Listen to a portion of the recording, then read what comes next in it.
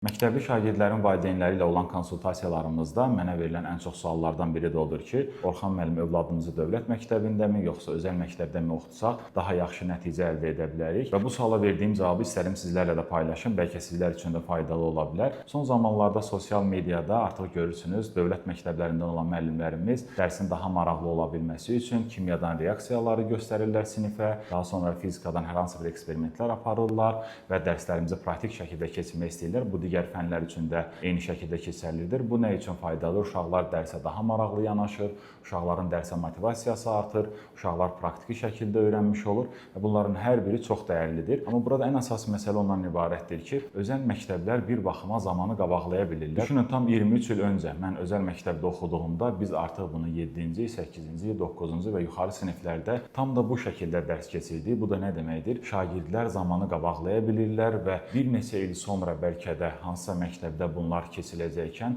sizin övladlarınız daha yaxşı və daha praktik şəkildə, daha maraqlı və motivasiyalı şəkildə dərslərini keçmiş olurlar.